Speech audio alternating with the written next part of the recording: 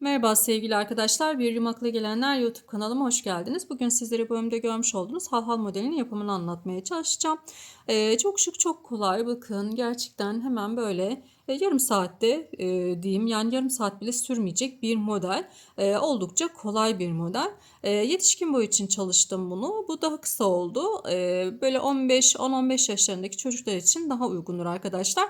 Ölçüsünü siz ayağınıza göre, ayak bileğinize göre ölçerek yapabilirsiniz. Bunun ölçüsü şöyle bakayım, kaç santimde? 26 santim olmuş olması gerekiyor. Şuradaki ölçüsü. Evet, 26 santim buranın ölçüsü. Bağcık kısmının ölçüsü de 12 santim. Bu şekilde şöyle bakın, çok şık, çok güzel oldu. Ben bugün pullarla çalıştım. Pullarımın ölçüsünü başlarken veriyorum kaç santim olduğunu. Şu bağcık kısmının burasında da yine küçük pulla çalıştım. Elinizde pul yoksa boncuklar, deniz kabukları, hani ne varsa elinizde onlarla yapabilirsiniz. Evet, kullanmış olduğum malzememde koton iplik kullandım. Sizler istediğiniz ipliklerle yapabilirsiniz arkadaşlar. Böyle ince akrilik ipler, yazlık ipler var. Onlarla yapabilirsiniz. Kendinden pullu ipler var. Onlarla yapabilirsiniz. Yani ip çeşitliliği fazla. Çok az böyle artmış ipleriniz elinizde varsa onları da değerlendirebilirsiniz. Kullanmış olduğum tığım da 2 numara 2 milimlik bir tığ arkadaşlar. Evet, modelim bu şekilde. Şimdi isterseniz hemen yapımına geçelim. Geçmeden önce küçük bir hatırlatma yapmak istiyorum. Kanalıma abone olmayı, bildirimleri açmayı ve yorumlarınıza destek olmayı unutmayın. Hepinize kolay gelsin. Arkadaşlar, halhalımızın yapımına başlıyoruz. Öncelikle 35 adet zincir çektim. Şöyle 35 tane zincirim kaç santim onu paylaşayım sizlerle. 14 santimlik bir zincir çektim. Üzerine gidince bir tık daha kısalacak bu. Eğer bu zinciri daha fazla uzun istiyorsanız eğer, burası bağlama kısmı. Eğer daha uzun isterseniz 40-45 çekebilirsiniz arkadaşlar. Şimdi buraya bir tane pul ekleyeceğim ben. Şöyle küçük bir pul ekliyorum. Bunu şöyle milim olarak bakın ölçeyim. Kaç milim onu da yine sizlerle paylaşayım. Bakın arkadaşlar, 9 milimlik bir ölçüsü var. Şöyle uzunluğu şöyle sizler de net görün. 9 milimlik bir ölçüsü var. Evet, şimdi yani küçük pul aslında. Şöyle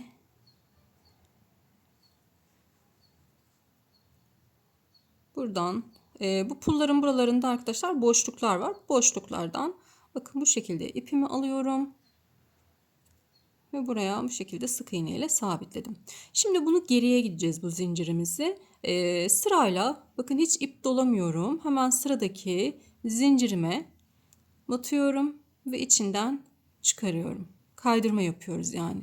Zincirimizin üzerine kaydırma yaparak ilerleyeceğiz.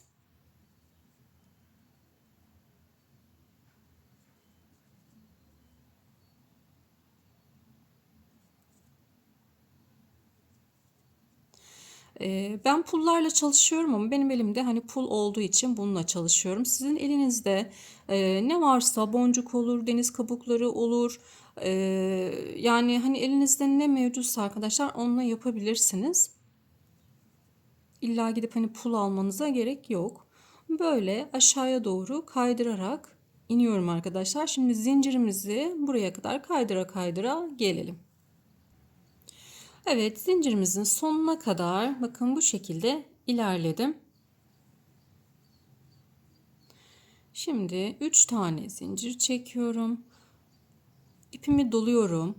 Bu ilk çekmiş olduğumuz birinci zincirimize şöyle biraz daha yakınlaştırdım, net görün. Bakın ilk çekmiş olduğumuz zincirimize batıyorum.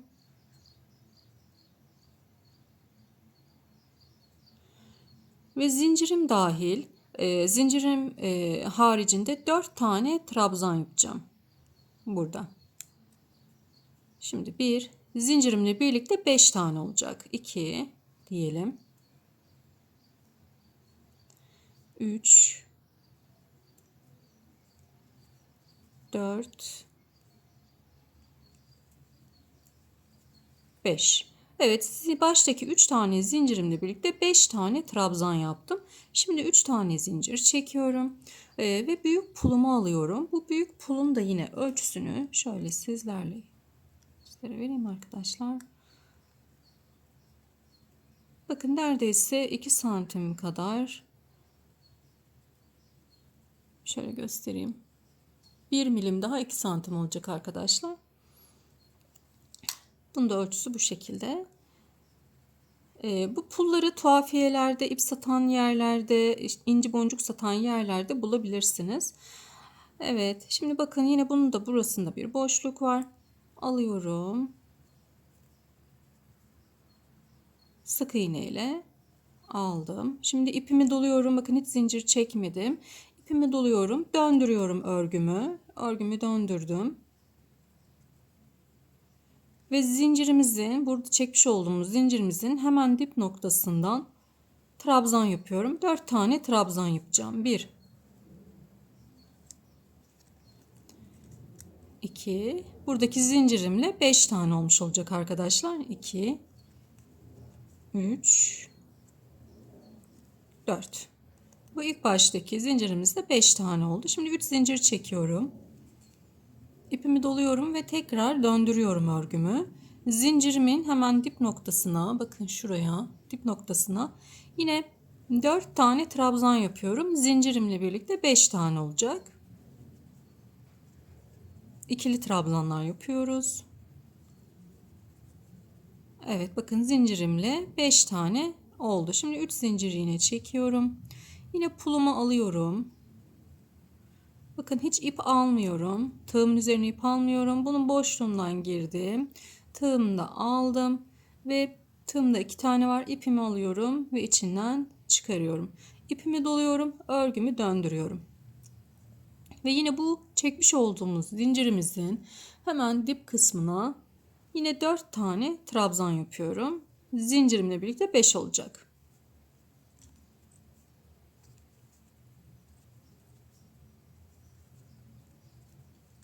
Evet. Bakın bu tarafına pul eklemiyoruz. Pullar bu tarafta kalacak. Döndürüyorum. 3 tane zincir çekiyorum. Ve yine bu zincirimizin hemen dip noktasına buraya trabzanımı yapıyorum. 4 tane trabzan yapacağım. 2 3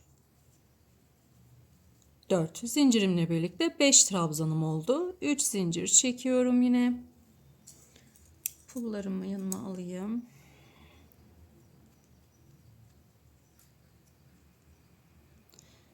Bakın boşluktan girdim. İpimi aldım.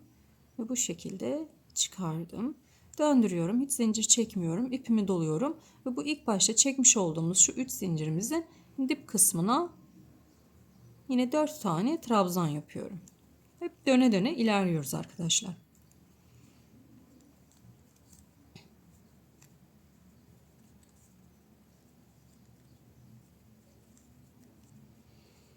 Döndüm. 3 zincir.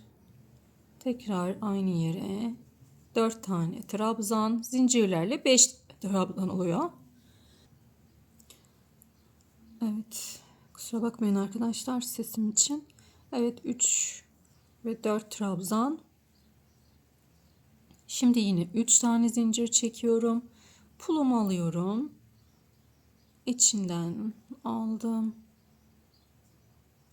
Ve döndürdüm. İpimi doluyorum. Dip kısmına trabzanımızı yapıyoruz. 4 tane.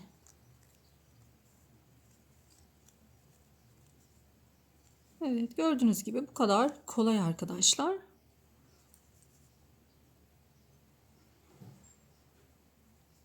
Döndürüyorum. 3 zincir. Hemen dip kısmına 4 tane trabzan yapıyorum.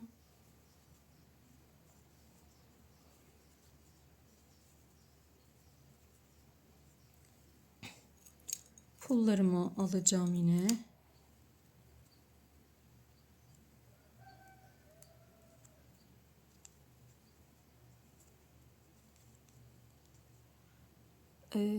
Burada 3 tane zincir çekeceğiz öncelikle. 1 2 3 zincirimi çektim. İpimi doladım. Ve devam ediyorum. Şimdi bu şekilde ilerleyelim. Ayağımızın ölçüsüne göre yapacağız arkadaşlar. Bu kısımlar tam hani ayağımızı saracak şekilde ayağınıza ölçerek ilerleyin. Ben burada mesela 2, 4, 6, 8, 9 pullu olarak çalıştım. Bu biraz daha küçük oldu. Bunu 11 pullu olarak çalışacağım. Şimdi yapalım. Yani bu çocuk ayağına hani daha böyle 10-15 yaş aralığındaki çocuklara daha uygun oldu. Bunu yine bitirelim. 11 pulla çalışacağım. Ölçü de vereceğim size en sonda. Çalışıp gelelim. Evet, şimdi tamamladım arkadaşlar. 11 tane pul taktım. Şimdi bunun üzerine gideceğiz. Daha sonrasında gidince birazcık daha toparlanacak bu. Yani daha böyle 1 santim kadar kısalacak. O yüzden yani hani bu şekilde ayağınızla ölçtüğünüzde eğer büyük geliyorsa tedirgin olmayın arkadaşlar. Yani böyle hani bir sıra hani bir pul eksilecek gibi düşünün. O şekilde ölçü alın. Şimdi en son buraya kadar geldik. Burada yine zincirimizi yapacağız. 35 tane zincir çekmiştim. 2, 3, 4, 5. Yine 35 tane zincir çekip gelelim. Evet, 35 zincirimi çektim. Küçük pulumu da aldım. Yine burada da istiyorsanız elinizde küçük pul yoksa büyük pul kullanabilirsiniz arkadaşlar. Veya bir boncuk da kullanabilirsiniz. Şimdi bunun içinden yine geçiyorum. Sık iğne ile birleştirdim ve aşağıya doğru bu zincirlerimin üzerine kaydırma yaparak ineceğim arkadaşlar. Dediğim gibi buradaki zincir sayısını artırıp azaltmak sizin elinizde, nasıl isterseniz. Şimdi inelim aşağıya doğru. Tüm bu zincirimizi boylu boyunca kaydırma yaparak aşağı inelim. Sonra halhalımızın son sırasına gideceğiz. Evet, zincirimizi kaydırmayla geldik. En son şuradaki tepeye de yine bir tane kaydırma yaparak geldim. Burada 5 tane zincir çekiyorum. Şimdi şu üst sırayı düzelteceğiz arkadaşlar. Düz hale getireceğiz. 5 tane zincir çekiyorum. 2, 3, 4 ve 5 zincir çektim. Şimdi buradaki bakın bu beşli, 5 trabzanlı, zincirim dahil 5 trabzanlı olan öbeğin bu ilk başta 3 tane zincirimiz var hani. Bu 3 zincirimizin hemen şu tepe noktasıyla, yani en baştakiyle, bakın şöyle bu kısmıyla birleştireceğiz. Batıyorum. Bakın içinden çıkarıyorum. Kaydırma yapıyorum burada. Eğer eliniz sıkıysa burada 6 tane de zincir çekebilirsiniz. Eliniz bolsa 4 çekin. Şimdi 5 tane zincir tekrar çekiyorum. Evet, geliyorum buraya, bakın. Bu dörtlü öbeğimizde arada pullu olan kısım var. Burasını atlıyorum. Burada çıkıntılı olan kısım bu tarafa doğru. Buranın yine şu baştaki 3 tane zincirimizin tepe noktası. Batıyorum ve içinden çıkarıyorum. 1, 2, 3, 4, 5 zincir çekiyorum. Geliyorum buraya. Bakın 3 zincir hemen tepe noktasıyla. Yani tepe noktası dediğim yer bu zincirimizin 3. zinciri arkadaşlar. En sondaki 3. zincirimiz. Ve yine kaydırıyorum.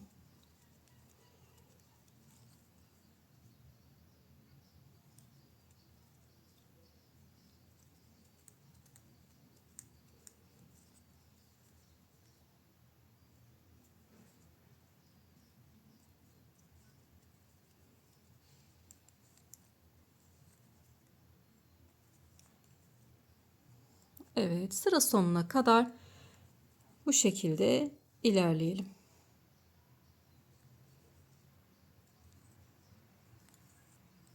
Şöyle arada da bir esnetin.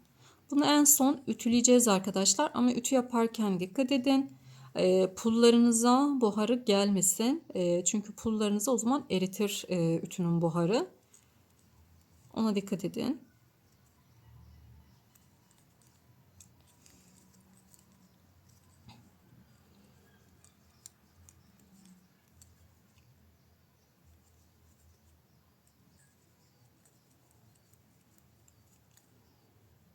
Ve en sonunda şu başlamış olduğumuz ilk olan yere de kaydırmayla bağlıyorum. Bir zincir çekiyorum ve ipimi kesiyorum arkadaşlar buradan.